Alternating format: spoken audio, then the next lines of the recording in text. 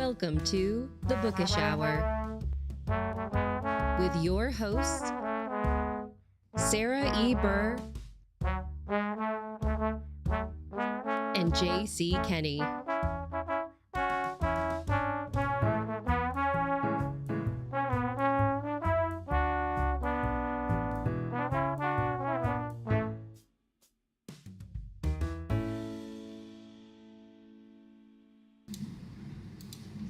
And we are live. Good evening, everyone. Welcome to the Bookish Hour. I'm Sarah Burr. And I am J.C. Kenney. And folks, we have a dandy show for you tonight because our special guest tonight is the wonderful Jenny Dandy. See what I did there? See, using some brain cells. But not only are we celebrating Jenny, she has a new book out. We are also celebrating Sarah because she has a new book out. Yay. And we are also celebrating the kid because he hit #1 on a bestseller list last night. And his Indiana Pacers are playing tonight. So I think it's time to get bookish. My favorite thing to be. We've got a lot to celebrate tonight, JC. We do. And we're going to have a fabulous time. We're so thrilled to have our wonderful audience members joining us live this evening to share in the fun with us. We've got Farmhouse Reader saying happy Thursday. We've got Sarah Frickman saying hello. We've got Susan Worrell saying hello all. And DHB saying cheers. So welcome everybody to another one of our Bookish Hours together. As JC said, we are joined by the delightful Jenny Dandy. Jenny actually joined us for a bookish moment a year ago, if we can believe it. I can't believe how time flies. We were talking about her very first ever debut novel, and now we are so excited to have her back to talk about book 2 in her House of Crimes mysteries, The Penthouse on Park Avenue, which when I say it, I just picture Ava Gabor on Green Acres getting ready just to you know what, this is where I want to be rather than in the middle of, a farm. So I can't wait to dive in to talk about the glamour of New York City and what our sleuths get up to this time around. Jenny, welcome back to the show. Thank you. I'm so glad to be here. We're going to have a super fun evening. We have Farmhouse Reader saying congratulations to us all, which thank you very much. We do have a lot to celebrate. So Jenny, while folks are getting settled in for the evening, for those of our audience members who may not be familiar with you, do you mind just briefly introducing yourself? Well, I'm Jenny Dandy, and last year I was a debut author at age 65. So happy to announce that. Excellent. And I'm living in the Colorado Rockies, but I lived in New York City for a while and I just loved it. So I thought it'd be a great place to set a crime thriller. And I'm just writing now. Nice. Wonderful. Well, yeah, that's exciting. So, and like Sarah said, we're thrilled to have you back. And I'm so thankful for the fact that Jenny, you and I managed to connect a couple of years ago at, of all places in South Florida at Sleuth Fest. So folks, you never know when you're going to meet a new friend. So, Jenny, The Penthouse on Park Avenue. Book 2 in your mystery series. Tell us a little bit about it. We've got a couple of protagonists that are joining us from book 1, but there's a whole bunch of new shenanigans going on. So give us the scoop. Yes, there certainly are shenanigans. So Frank and Ronnie are coming from book 1, and Frank is the FBI agent, and Ronnie used to be a street thief, and she hates stealing, and she wants to be honest. But Frank keeps putting her in these situations where she has to basically lie because she's his CI.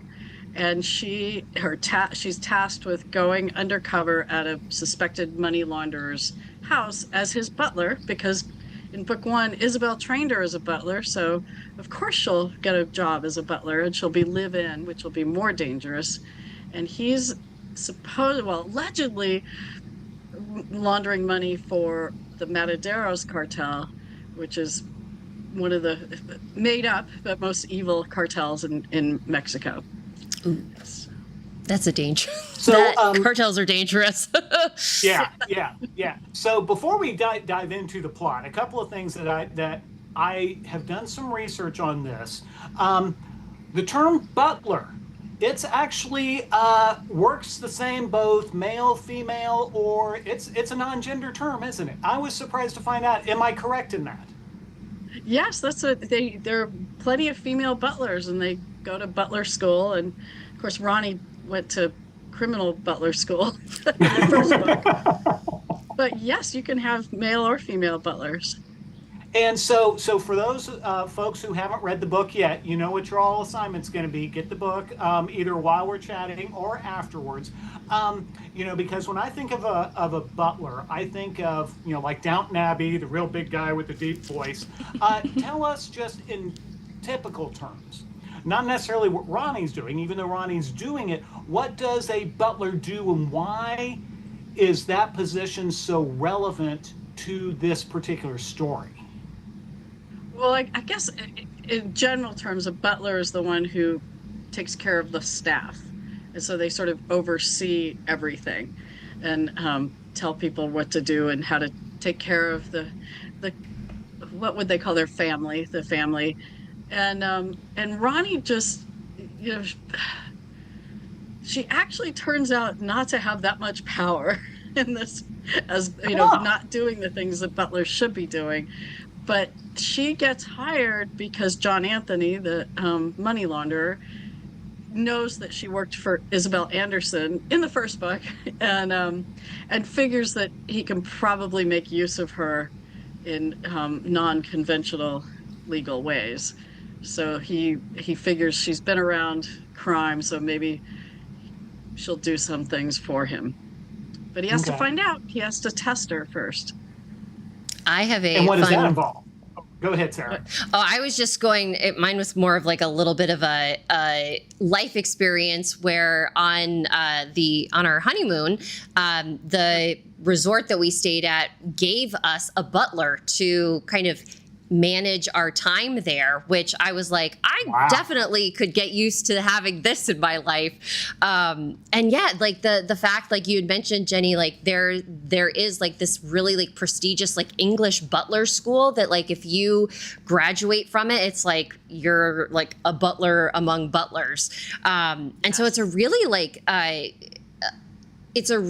regimented world. I didn't know. I just thought it's like, oh, like I can like apply to run a household, but no, like there's really like a lot behind the scenes that you have to know and be doing in order to do it successfully. Right, exactly. And you must be discreet. Yes. Because you'll never talk about your family that you work for, and you take care of things without judgment. And you have to know all the, niceties of proper butlering. So that, I think, leads in a perfect segue for my question then. It's kind of that, and again, I'm sorry. I know that, if we're talking butlers, I'm going to talk a lot about either Alfred from Batman or, Downton Abbey, but the whole... you are there, but you're not supposed to be seen or heard. To me, that's like, okay, now, we begin to see how a confidential informant, how that's a perfect thing for that person. Can you talk a little bit about, Frank has Ronnie doing this. So, kind of then, can you talk a little bit about, maybe without giving too much away, we don't like spoilers here, obviously, but maybe some of the challenges that she faces as the butler, trying to, be not seen or heard, but taking all that in. At the same time, what, is there any benefit for her doing this? I mean, working for a crime lord, I'm trying hard to come up with upside, but maybe there are some, who knows? Fits. Well, I guess she does try to butler disappear in many scenes and try to fade into the background so she can really watch. And I think that it is something that does happen, that when people are used to having servants around, they talk in front of them and they they don't care what they have to say because they don't count. And so she can fade back and just listen and report back to Frank. In terms of, I'm not sure what the benefits. Well, she's live-in and she gets to keep all her pay, so she's saving up all that. And of course she doesn't have anything to spend it on anyway. But she's in a very cushy place. It's a very nice penthouse on Park Avenue, and she gets all her meals there, and she can have whatever she wants. But sometimes she has to deal with the chef, who's not exactly doesn't always behave. Ah, I wonder. Those are some pretty like enticing trade-offs. I don't know, like maybe for a day. The experience might be fun, but like anything longer than that could get a little spicy. We do have a question from Farmhouse Reader in our chat. I think it's referring to this is I'm going to freely admit that I do not know the answer to this. Sebastian Cabot from Family Affair. Anyone remember that show that took place in New York City as well? Yeah. He was. Yes. Yeah, and he took care of the kids too. Yeah, exactly. Yeah, Brian Keith. Yeah, Sarah, that's your homework. You need to. I think Family Affair is. I know it's on streaming somewhere. You need to check it out. Okay. I'm trying. I'm like trying to even like pull like an image in my mind of like Family Affair. Okay, I don't. Well, I need to look into that. Okay, Sebastian Cabot also has one of the greatest voices in the history of entertainment. Oh, because he did the voice of Bagheera in the original Jungle Book. Oh, Really? I love Bagheera. Yeah. Okay, all right. Yeah, because there's Baloo the Duncy bear, and then Bagheera, the kind of the smart English sounding. That's Sebastian Cabot. So nice. Okay, all right. Yeah. Well, now I'm gonna go. I'm gonna go scope it out. I'll take that as my homework assignment. Speaking of homework, though, Jenny, when you were first here with us and chatting about your debut novel, you had mentioned that it had been something that you had worked on during. Was it the writer's project or the writer's classroom? It was a class of some sort. It was Lighthouse Writers Workshop in Denver. Okay. And they have, And so you had mentioned that you had worked on kind of finessing your novel. I think that it was something like they did like 2 different read-throughs, providing like a critique and everything. So I'm curious. Now, and when we had been chatting in last year, you had mentioned you were in the process of writing book 2. How was that experience, having all of that time between, working on book 1, kind of having this super focused class that you were working on to enhance your novel? How did book 2 go for you from a writing experience where you may have had, you didn't have that maybe support system to help you along the way? Well, I did have the support system in a way. Oh, good. What I did was there was something called the Book Project, which is a 2-year program that works on book length, rather than a lot of MFAs where you work on short stories, because that's faster to read to critique. And so that's what I got the 2. They only do 1 full-length read now with your mentor, but I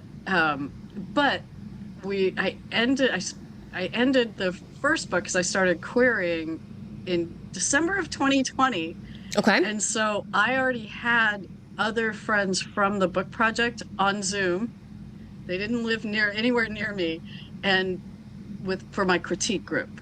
Nice. And so we'd all gone through the Book Project, and so we knew how to critique, and we knew we were all on the same page in terms of not being competitive, just all wanting to help each other make the best manuscript we could. And so it was amazing support. So that was really fun. And also I learned so much because I got, for my first read of the Brownstone on East 83rd, I got 16 single-spaced pages of notes. Wow. Oh, wow. Right. And How did you react to that? Because that can be intimidating and kind of scary. Well, one of the things that there were 6 mentors at that point in the book project, and they each tell their mentee not to talk to them for a month after they get the notes, because you're like, oh, I hate you or whatever. And then you start to, you percolate. And there were some nice comments in there too, but you sort of start to read it and you go, this makes so much sense. Mm-hmm. This is, I was told, it sizzles way over here, so move it way up and, get rid of this character. They're not doing anything. And I'm like, well, that was my favorite. But, so I learned a lot about the revision process and about the one thing Hank Philippi Ryan says, like, it's like, oh, nobody will notice, or it doesn't matter. It's that time when you're sort of reading over what you're going to submit to your critique group, and you sort of go, oh, that's not okay. Oh, nobody will notice. And that's, of course, the thing they notice. And so I learned to not be lazy and to listen to that gut reaction of, yeah, that needs to be fixed. And sometimes you don't know how it needs to be fixed, which is why you have your critique group, but you might know there is an issue. It was, I don't know, I guess I also had the support of the characters, because I knew Ronnie and Frank, and then Pete, Frank's partner, and Susan, and Susan is Frank's ex-wife, and then Kathy is his daughter. And I knew them all really well. And so in a way, they supported me into the next book, because they had a new crime, a new criminal, and a new location. But they were there to help me along. Well, that's so good. I think that's really, yeah, that's cool. One of the things I really want to pick up on that thread, because this is something that we've talked about every now and then on the show, knowing your characters. I'll admit, I'm working on book 4 of my Elmo Simpson series, and I'm still getting to know Elmo. You just talked about how you knew these characters. Talk a little bit about that. I mean, why do you say that that you knew them? I just want to hear some of your thoughts about that. Well, one reason I know them so well is that I went through many, many variations of the first book, just learning craft and understanding how to make it interesting and bring things to the forefront. But also, every time somebody was in a situation and I thought, how are they going to react to that? I would do a character sketch and just sort of try to answer questions about the situation, kind of free write my way into, what's Ronnie's reaction to doing this? And so, or being confronted with that. And so I really, talked to them about it all. Okay. And then I guess that's the main thing, is constantly doing character sketches when I'm not sure how it's going to happen. That's interesting. That's really interesting. Sarah, have you done that? Because and the reason I ask is, we are celebrating Throwback to Murder. I see it right there. Book 4 in Coco Klein.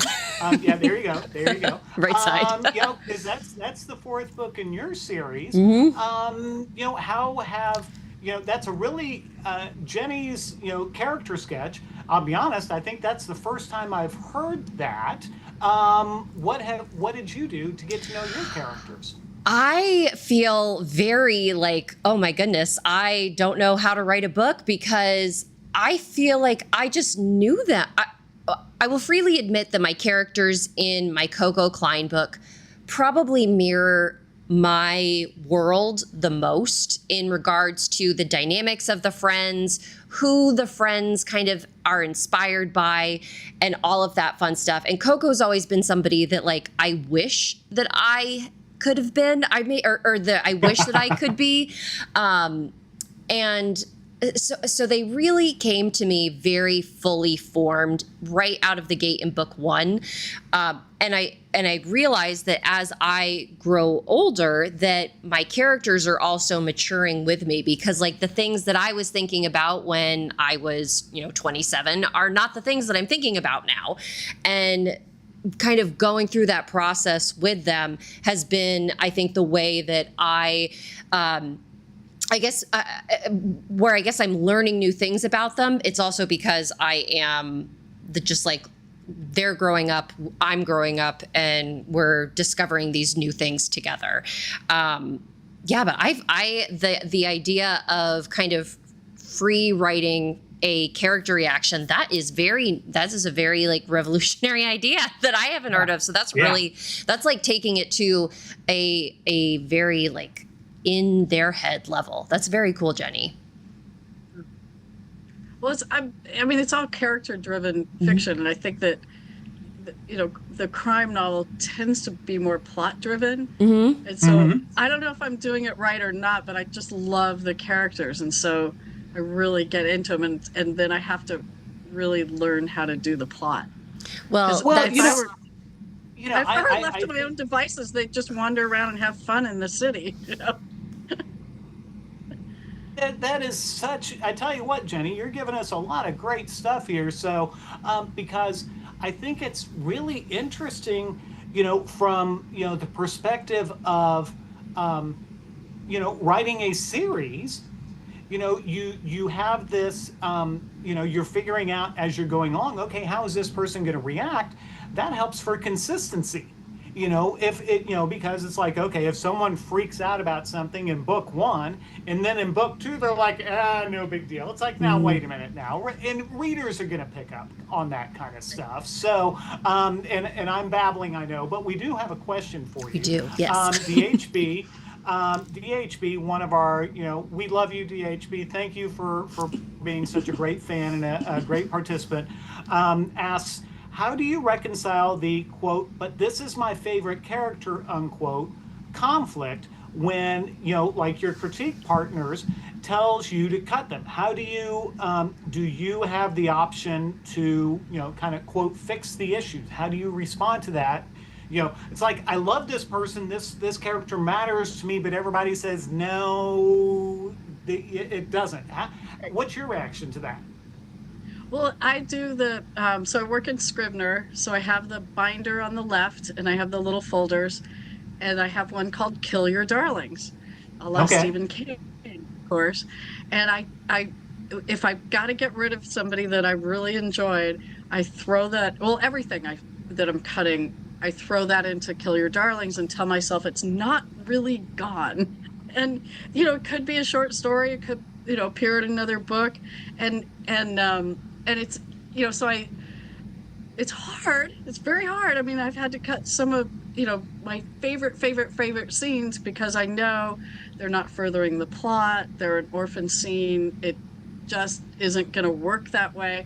And so I put it in the Kill Your Darlings folder and tell pat myself on the head or whatever is comforting, and just say it's not gone.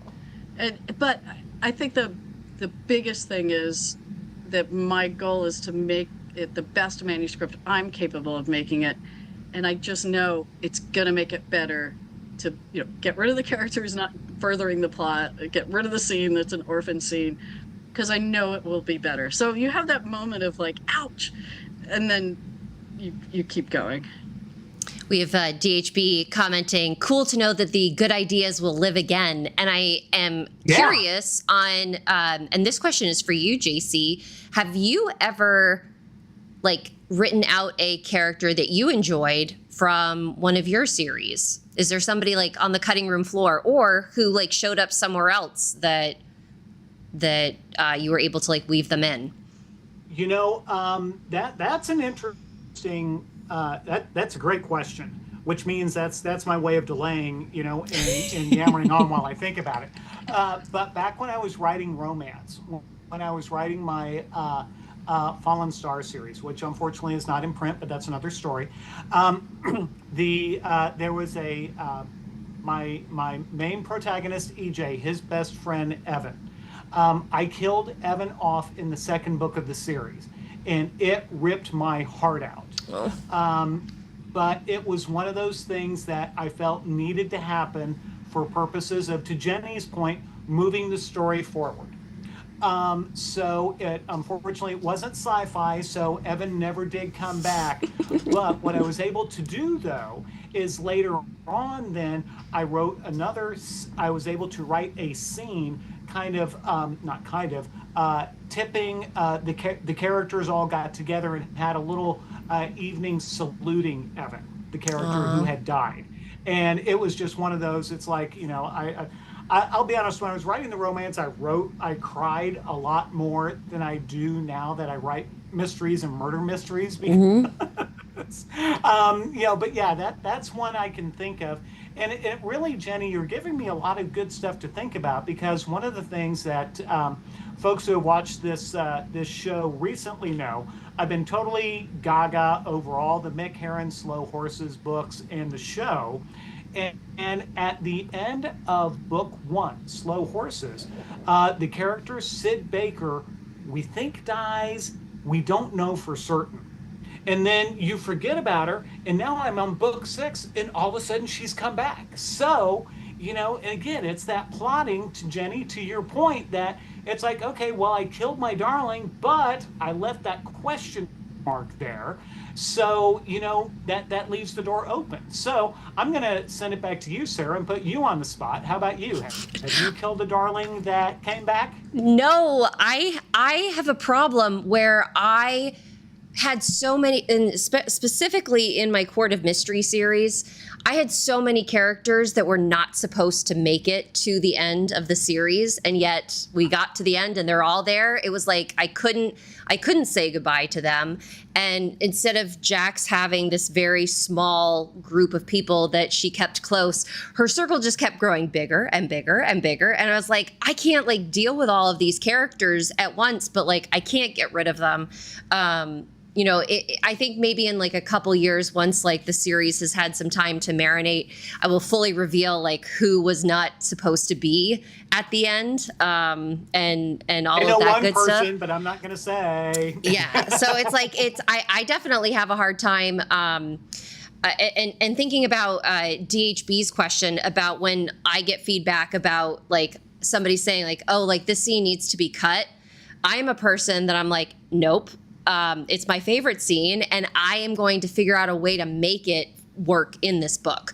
Right. And so that's kind of how I approach things. And the only characters that, the kill your darlings aspect, the only characters that get kind of revived are the ones that I have queried in manuscripts that never got picked up.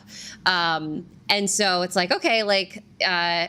there are definitely a couple characters in my Glenmire Whim mysteries who are from a different book series that I was attempting to write, but never really got off the ground. And so I just decided to kind of pick them up and sprinkle them in. Yeah.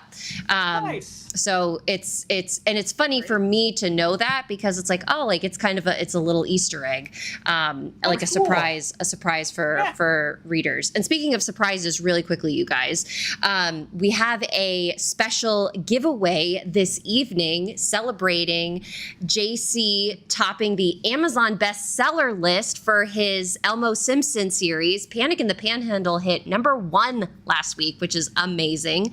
Such a huge congratulations. JC, you need to do a workshop on how to run a successful BookBub ad. That's gold right there. So JC is going to be giving away a signed copy of Dead in the Ditch this evening, which is book 3 in the series and is the newest one of Elmo's adventures. And JC, would you like to share what our magic word is that folks can type into the chat? Yes, I want to let y'all know that part of the reason I hit #1 is because Panic in the Panhandle is currently on sale for 99 cents, less than $1. Come on, people, if you haven't gotten it, you need to get it. Now, the reason that Dead in the Ditch is, I'm giving it away because it's the new book, and the magic word is, you may be able to read this, I'm from Indianapolis, we're going Pacers, because they actually made the NBA Finals, and I have barely watched them all season long because there's way too much stress in watching sports. But yes, we got Pacers because blue and gold, blue collar, gold swagger. I got my blue and gold on now. So yes, Pacers is the magic word. And if you can't spell it, just Google it while we're chatting. Yes, or you could just copy what Farmhouse Reader put into the chat, because that's how you spell Pacers. Or that, yes. So, but enough about us, Sarah. And enough about me, even though I love talking about me, and I adore you, and I love talking to you and about you. So let's, we do have a guest here. Jenny, one of the things that I want to talk about with you, because you are living it, is writing the follow-up. Where's the dun dun dun dun, kind of music? Because the old story, the kind of the cliche is, we have our entire lives to write the first book, to write the first song, whatever. And then we have like 6 months or something to write the next one. Can you talk about, and it sounds like you've had a wonderful supportive cast, so I'm choosing to believe that it was a positive experience. But for, give us the dirt, what was it like writing, you have a contract, so all of a sudden, you've got deadlines. What was that like? Well, it could have been worse. But what happened was, because I was querying my agent during the pandemic, December of 2020, I was writing because I was querying on the first book. And so what are you going to do? Can't change it. Writing, I started the second book. And so then Gwen Jordan signed me in, I think, April of 2021. But it was still the pandemic. And so she suggested changes, went on submission, and she went through all her contacts, but she couldn't meet anybody new because it was 2021. And so then I'm still writing the second book. And so shorten the story.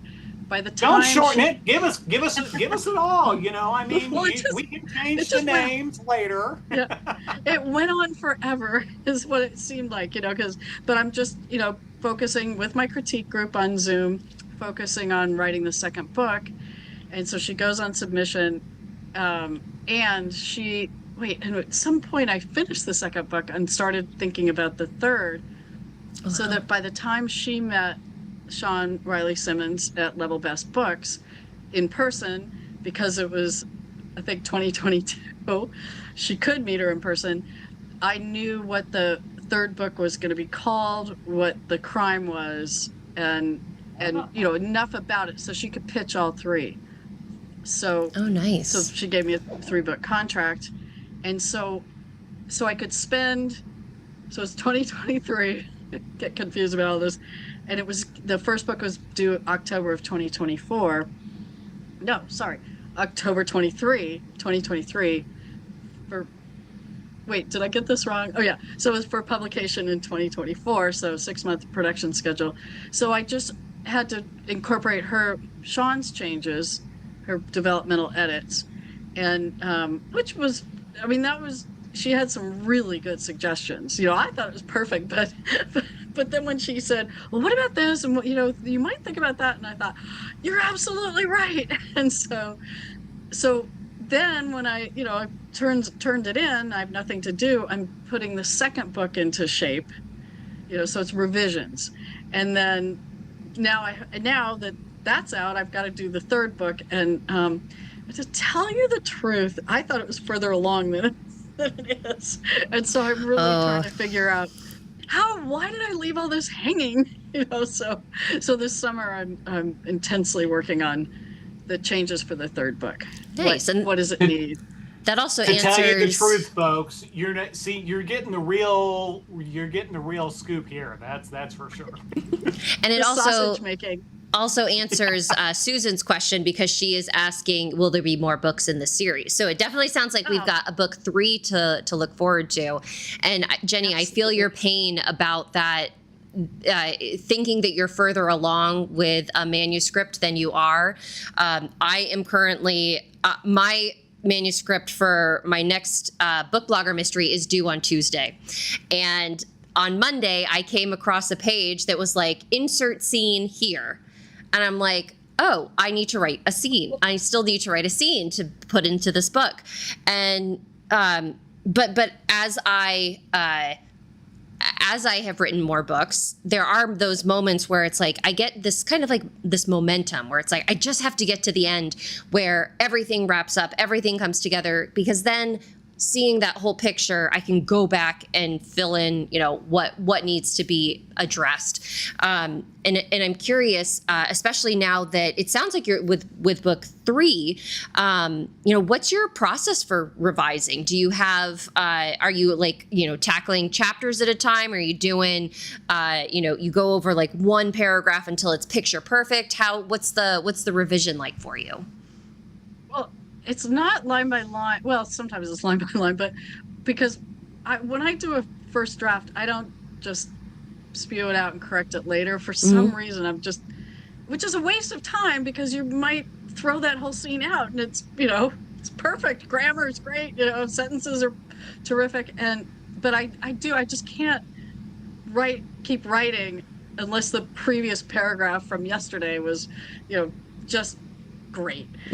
So I'm, in a way, I'm kind of ahead, but in another way, it's really defeating, because I think it's perfect by the time I'm looking at the second revision, and it's not. And I don't have that distance, which is the critique group really, really helps. But I guess I do all kinds of things. Like I try to summarize each scene, like pretend I have to write a synopsis. So, one sentence per each scene or chapter, what's happening, so I could try to understand what the plot is, what's going on, where the holes might be.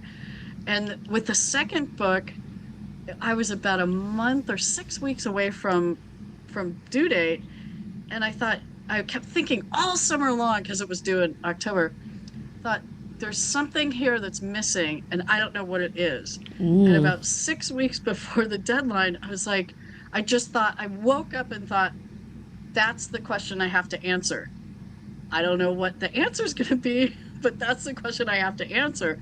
And then I scrambled. So one thing I'll do is sort of interrogate each scene and make sure, there's like a problem, a response to the problem by whoever the protagonist of the scene is, which may not be the point of view character. It might be somebody else.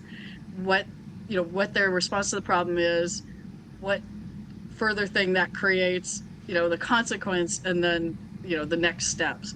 And so I'm trying to just figure out, is it moving, basically? Wow. They're not all wandering around just having fun. There's something moving along on each one.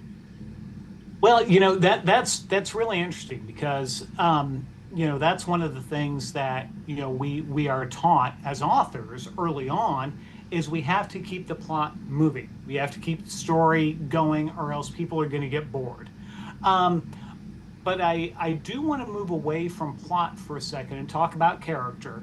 And Jenny, I want to ask you this, and then Sarah, since I heard a rumor that you have a new book out this week, I want to ask you to chime in on this too, Sarah. Is Ronnie, she's a former thief. Not exactly necessarily a good guy. Why should we root for her? Why should we care?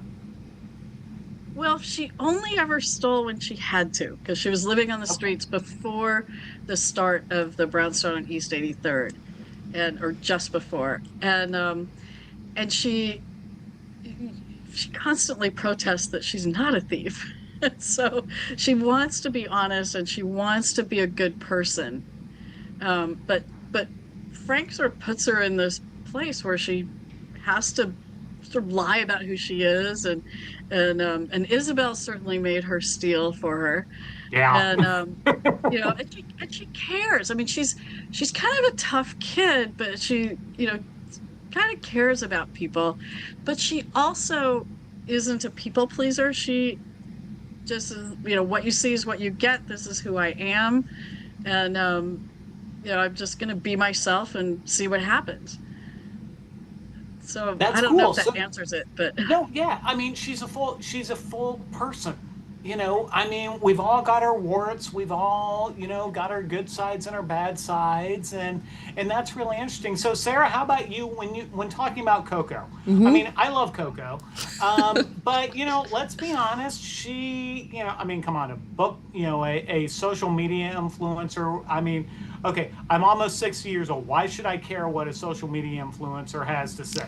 I think the one of the things that I love about Coco is that she knows that people are thinking that, because she realizes that like her life is seemingly charmed compared to how everybody else is experiencing the world. So, you know, she kind of puts on this like glitz and glam that everybody is accustomed to, but behind the scenes, she's struggling. She has her demons, especially like when she gets involved with these murder mysteries. She's not a sleuth that like can walk up to a dead body and be like, oh, it's another dead body that I found. Like, let's go solve a crime.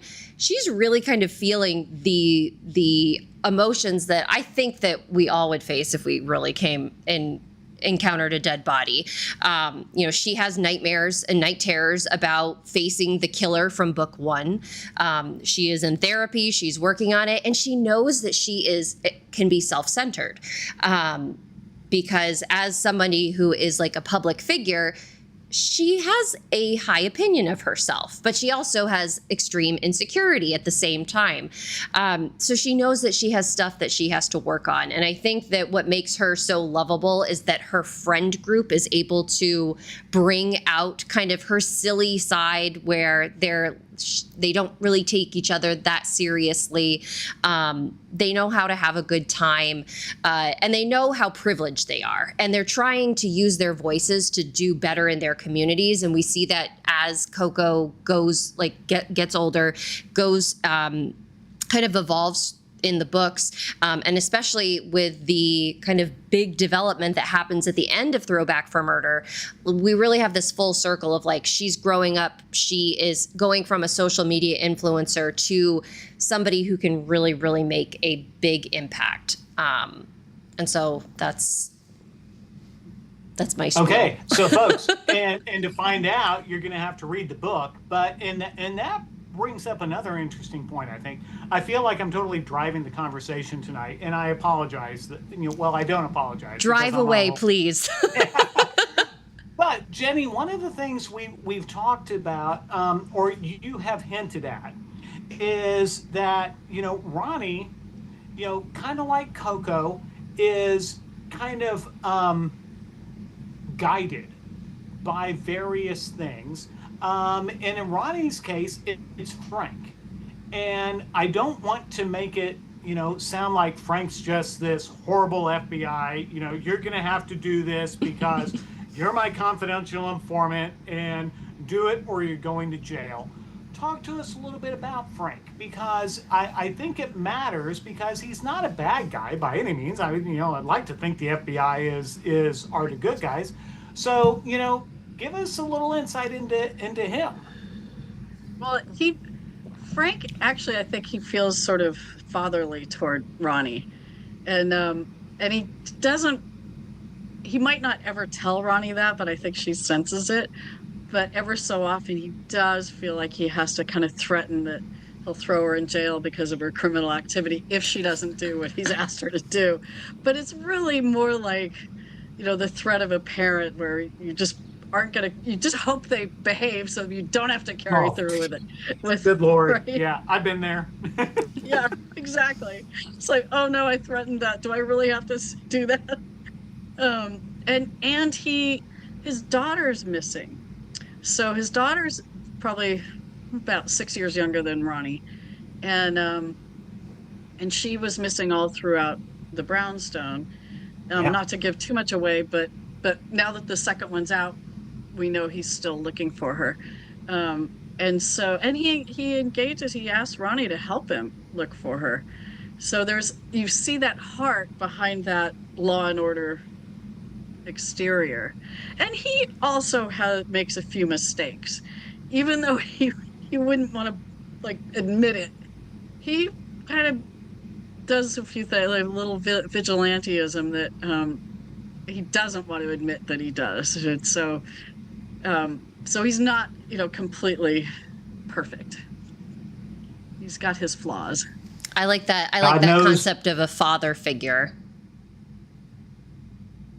And God knows us dudes, we've got plenty of flaws. There is no doubt about that. So, Oh, you're too hard on yourself, JC. it's reality. With age comes insight. I don't know, something like that. But anyway, Jenny, one of the things that unfortunately we don't have a whole heck of a lot of time. We've only got about 15 minutes. I guess one of the things that I really find this series, the first two books in the series, very interesting because of the whole New York setting. Because I'll be honest, as much as I love my Pacers and I love Indianapolis, no one cares about Indy, but New York, especially Manhattan, boy, that's interesting. Can you talk a little bit about, what draws people? And Sarah, you're not far from there. What draws people to that whole New York Manhattan thing? So how about you, Jenny? Well, what draws people? I think a lot of different things, but I think that it's vibrant, it's exciting. There's always something going on. In whatever you're interested in, you can find it there. There's just people all the time. I don't know what do introverts do in New York. I don't really know. Well, my comment to JC is, when I visited New York, I was always fascinated by it because of everything going on. Living outside of it now, and my husband works in Midtown, so we're there quite often. And I often ask, why do people come here? Because they're I don't know. It's seeing the city change, I think, so much through the years has been quite amazing. Obviously, it's got amazing food that you can never go wrong, and the cultural events that we have access to, the plays, the musicals, the museums, all of these really cool things, I think, kind of outweigh some of our problems that we have. Although, fun fact, I did just get a news alert earlier this afternoon saying that our shootings and stabbings in New York are at an all-time low this year. So I was like, that's awesome. So we're a much safer city. And I do want to take a quick moment. We've got some folks chiming in the chat and want to make sure that we give them some love. We've got the Beach Bum Bookworm joining us this evening. Thank you so much for being here. And DHB saying, why New York? Bagels. So yeah, the food, the food is really amazing. But having visited other city, I know that, we've got Boston is a beautiful city. I love London more than life itself. And so I often think, what is it about New York that people just are fascinated by? And so I don't know. I'm not from New York, and I will tell you a couple of things here. One of the things is for my wife and I, at least, who, by the way, also mentioned to me during the show, Owl from Winnie the Pooh. That's Sebastian Cabot also. Oh, so there okay. You go. There you go. But to be able to see Broadway shows, yes. As cool as Broadway across America is, and that's really, really fabulous, to actually be able to see the A-list stage actors perform is something that is unique, I think, to New York. And so that's really cool. And part of the reason I say that is that my wife and I, in 2018, we got to see Jason Mraz and Sarah Bareilles in Waitress on Broadway. And it's it was just, we were huge Sarah Bareilles and Jason Mraz fans before that, and to actually get to see that, you're not going to see that in Indianapolis. It's just not going to happen. So that was so cool. And the history of New York City, there is just, it's so big.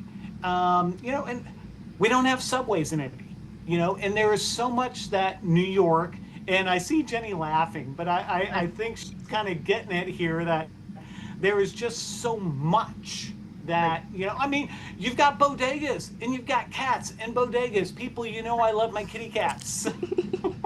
Well, there's a real too. quirkiness. There can be a real quirkiness where people just do weird things just to, walk iguanas down the sidewalk and not blink. There's just, and then every neighborhood is very different and has its own personality. And it's just a richness, I think. And I haven't lived in many other big cities, but I think that each one has its own personality, and there's just something about, New York is just, I'm going to live what I'm, the way I'm going to live. And if I want to walk my iguana, I will.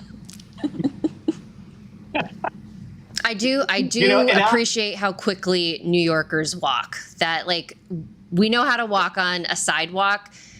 You go to another city and people are just kind of like meandering around. It's like, nope, like, we have places to go, people. Like, let's keep moving.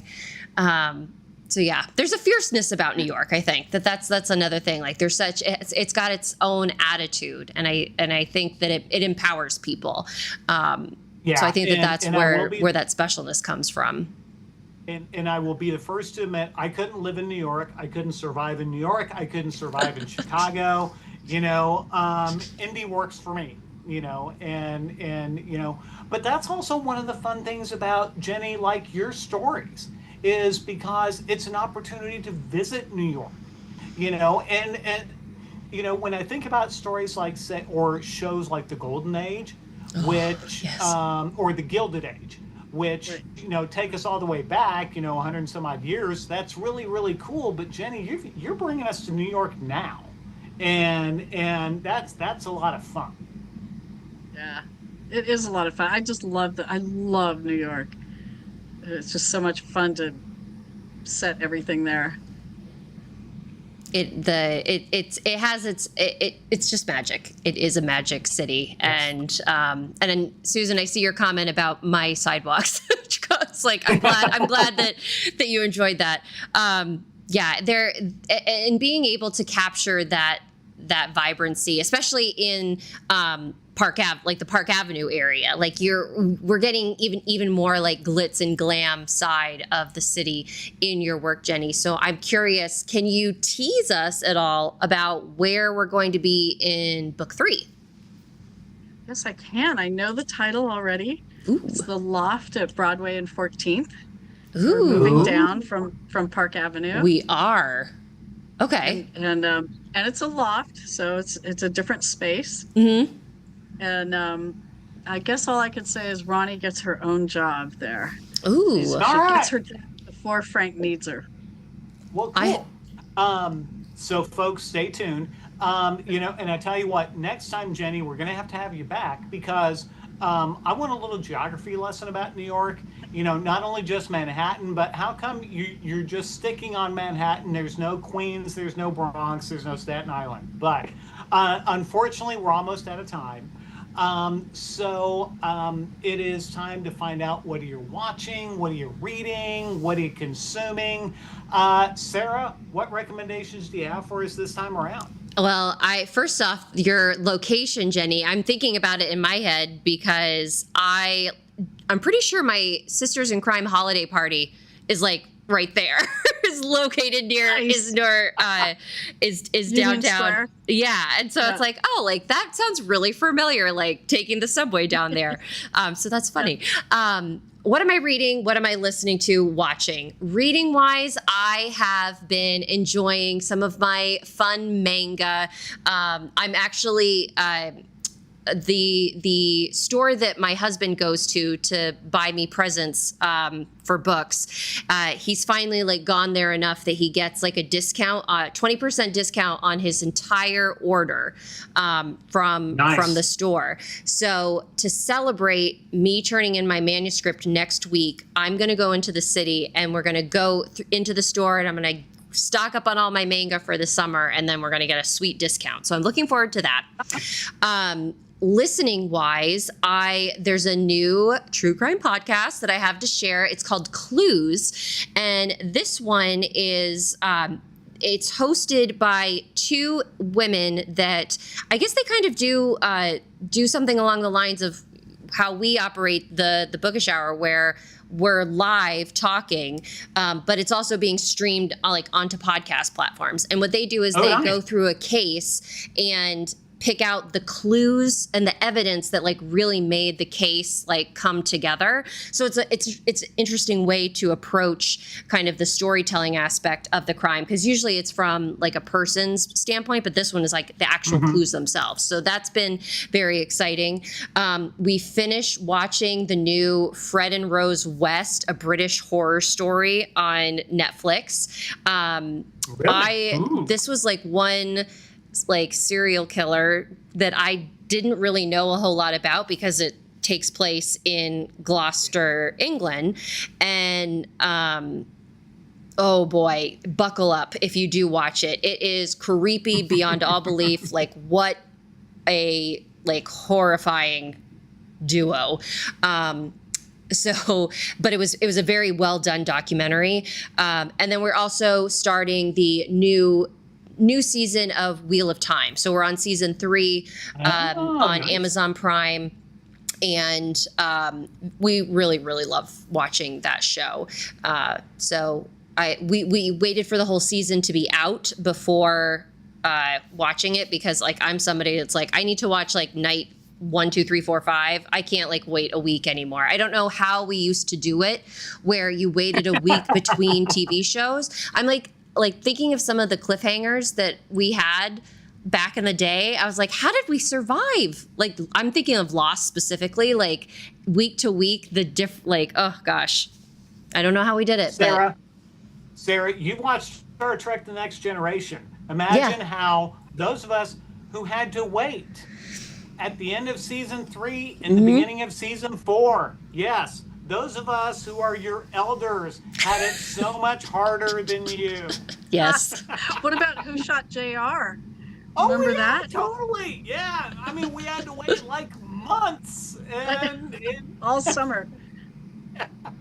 So, Jenny, how about you? How about, do you have any recommendations, stuff you're enjoying right now? Well, I have to give a shout out to Rob Hart's Assassins Anonymous. Ooh. That's that's a New York book, and I love the premise, because it's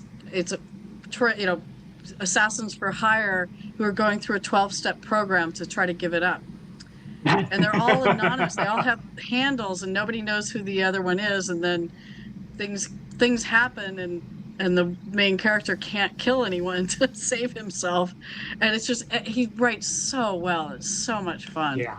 And he's got the sequel out that I haven't been able to read yet. And then watching, I guess, The Agency is on Netflix, and it's the CIA in London, and it's dark, but it's really good. The Agency. I'll have to make a note of that one. Yeah. Is that the one with Michael Fassbender? Yes. Yes. Or Joseph. Yes. Michael? Joseph? Yeah. Michael. Yeah. And I've watched the first 3 episodes of that, but then I don't know, I lost track, so I need to go back. Yeah. And If before, you're like me, I can't remember which platform it's on. my problem is that I watch a show until the very last episode. I'm like, oh, I don't want the show to end, so I don't watch the last episode. But then I never watched the last episode, and it's like, man, like I never finished watching that series. Like, how did that end? JC, before you tell us what you're reading, watching, and consuming, folks, a quick reminder that JC is doing a generous giveaway tonight, a signed paperback copy of Dead in the Ditch to celebrate Panic at the Panhandle being #1 on Amazon. Panic in the Panhandle is also available for 99-cent download, so make sure that you go on over to your favorite bookish retailer and click on that buy button. And if you'd like to be entered into the giveaway, make sure you type the word Pacers into the chat. And JC, what are your recommendations for us this week? I want to send a shout out to Poker Face, which is on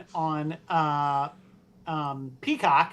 And it's kind of funny, Sarah, the episode that Nancy and I just watched, Nancy being my wife, who is God love her. She puts up with me. So, I mean, send a prayer for her, everybody. There